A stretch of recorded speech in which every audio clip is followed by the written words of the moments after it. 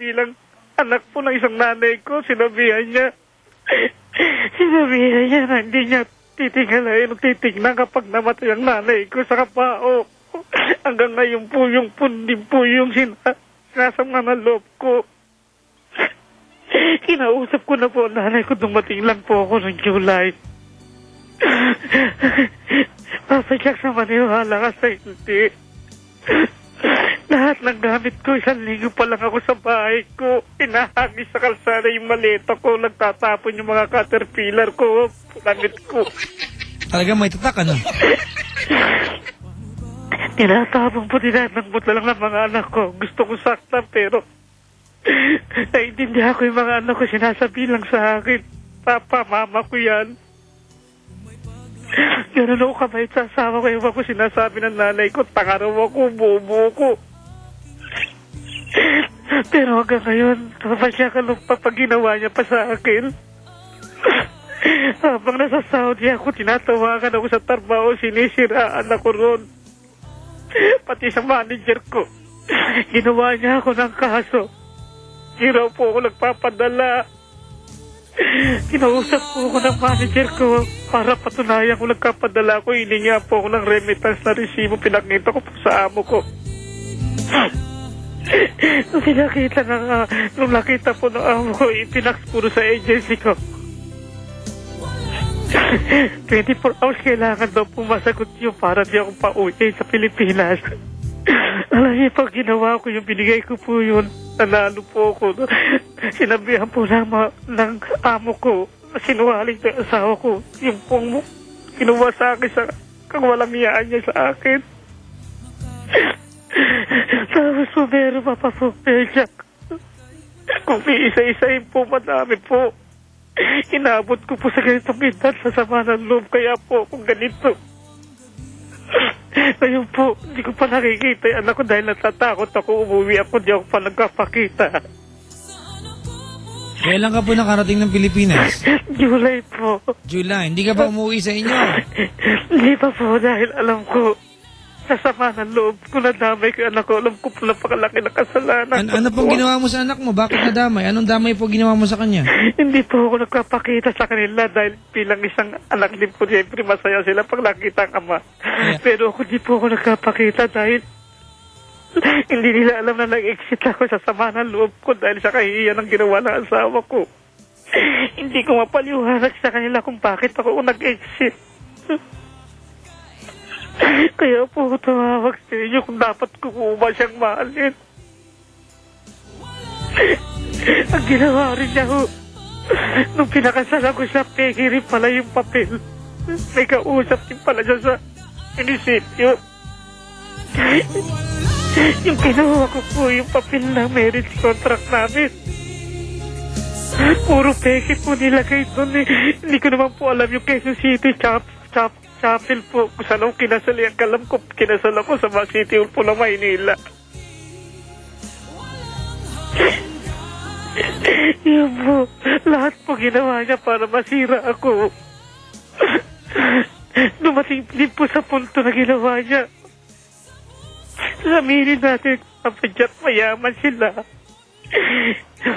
Ang kapatid niya, asawa ng kapatid niya, Australiano po, kumukuha ng tao para pupunta sa Australia. Kala ko kumaw. Hindi po. Kumukuha ng tao. Kumukuha ng lahat empleyado para magtrabaho ron. Isa ako doon nag-apply. Alam niyo, ginawa sa akin. Inutusan niya yung ate niya na wag daw akong kunin, wag daw ako ipasa. Hindi niya naisip para na lang sa mga anak ko dahil nagkakaedad ako. Paano ko mamibigyan ng magandang kinabukasan ng anak ko? Dahil kapos na kapos din po ako sa pag-aaral. Hindi, yung isang anak kong panganay po, huminto. Engineer po, yung nursing ko, huminto, isang sem na lang po. Yung dalawa kong nautical po, yung isa nag-aaral na lang po. Working students po, lahat sila. Hindi ko alam. Hindi ko alam mapaliwanag sa anak ko kung paano magsasimula sa kanila na para malaman nila katotohanan. Okay. Jaime, Jaime. Okay na. Ako naman, okay lang. Opo. Usap tayo, ha? Opo. Ganito gawin natin. Matanong ko lang sa'yo. Gano'ng katagal na ka nagkasama ng asawa mo? Bilang mag-asawa, gano'ng katagal na? 22 na po. 22 years. O, panganay ko po kasi lalaki. 22 na po. Makinig ka muna. Sagutin mo lang yung tanong ko, ha? Opo. Kung anong tanong ko, sagutin mo lang muna. Okay lang? Opo. 22 years. Ilan ang anak? 5 po. 5 anak. Opo. Alright. At kanina, kaganto ang dami kong tinanggap na text na naaawa sa'yo. Ako, hindi ako naaawa sa'yo. Didiretsahin kita. Opo. Kasi pag feeling ko, malaking bahagi ng pag-iyak mo ngayon, umaarte ka lang. Hindi po. Teka lang muna, huwag mo mamasamahin, ha? Opo, alam ko Kailangan kong paramdam at pamukha sa'yo na dapat hindi ka umiiyak ngayon kasi walang punto. Meron Hindi, po. teka lang, Jaime. Hindi ako naniniwala na sa loob ng 22 years, puro kasamaan ang ginawa ng asawa mo sa'yo. Nagkaroon kayo 5 anak. Sabihin mo sa akin ngayon kung ano-ano ang mga magagandang katangian niya bilang asawa. Kasi lahat ng binanggit mo sa akin, lahat ng mga bagay na yon, iniisip ko kasi, lahat ng mga teka lang, Jaime. Lahat ng mga bagay na yon, yun yung mga bagay na gagawin sa'yo ng tao pag magkagalit kayo. Opo. At tinatanim mo masyado. Pag-usapan natin, ano ang magagandang katangian ng asawa mo? Kasi, 22 taon na mag-asawa kayo at inipon mo lahat ito, naniniwala ako na sa kabila ng mga kinuwento mong kapangitan ng ugali niya, merong mabuti sa kanya. Hindi ka tatagal ng 2 dekada kung hindi mabuti ang asawa mo. Diba? Napadyak aminin ko po sa maniwala kaysa hindi. Maniniwala ko.